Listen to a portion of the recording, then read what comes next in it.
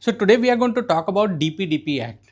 What is DPDP Act? Digital Personal Data Protection Act 2023. Now this act got authorized or approved by the government in 2023. Besides this act, there were certain rules and regulations which are supposed to be implemented, and those rules recently got informed to all of us November 2025, and these rules are providing certain timelines. So especially the obligations which are required to be implemented, those are supposed to be implemented by May 2027. So 18 months period has been provided to us so that we can do the implementation of this DPDP Act. And today we are going to talk about three major concepts in this DPDP Act. So before that, let me talk about digital personal data. Now this is about all personal data, it's about individual data, and it is about digital data. It is not about physical data, it is about purely as a digital data of an individual. So whatever we are going to talk about is in this realm, that digital data, and it's a personal data. Now there are three very important terminologies used in this act particularly, which you should be aware about. It speaks about something as a data principal. So who is data principal? Data principal is me. I am the person who is data principal. It is about my data, and that's why it is called as a data principal. So whatever we are talking about is data principal in terms of me. It might be about the children because I am natural guardian for them as a parent, or if I am guardian appointed by a court, then I am the person who is supposed to give consent for children related information. Consent is given by me. So in that case also, data principal, although the child is the data principal, but they cannot take any decisions. In that case, I will be obligated, or I will have certain rights and regulation obligations as a data principal. So that is very, very critical. Then comes data fiduciary. Now imagine you are walking to a bank and you want to open a bank account. Typically what happens? People will approach you and people will talk about, yes, you want to open a bank account, can you show me your information like Aadhaar card, PAN card and all that stuff. So these are the KYC documents, which are basic documents which anybody is seeking about it.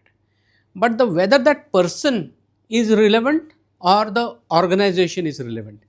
The organization, that the bank, for example XYZ bank, who is seeking that KYC data, that bank is data fiduciary for me because I am giving my personal data in digital form to that organization in a most trusted manner, and that's where it is called a fiduciary, because there is a trust created between me and that the organization, and that's where that organization is data fiduciary.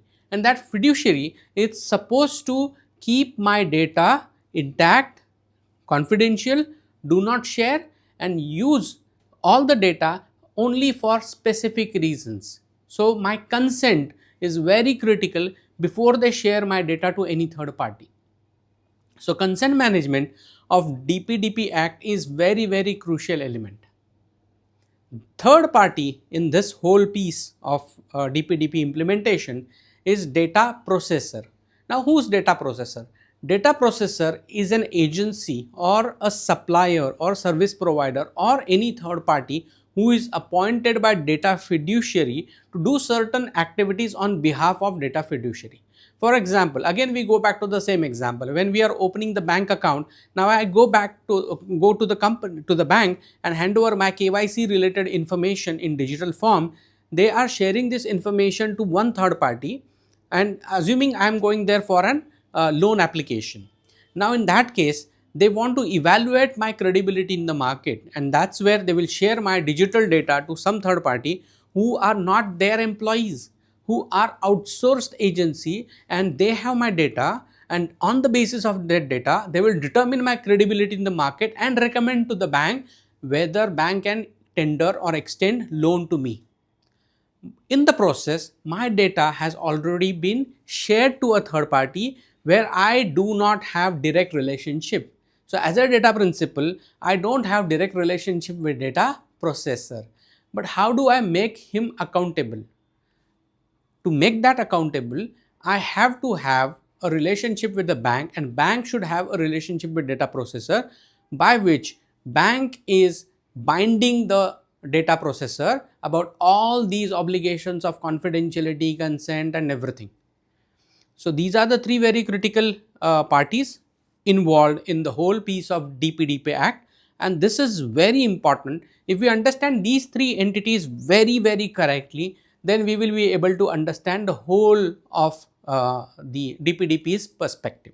So, thank you so much for listening to this. Truly appreciate it.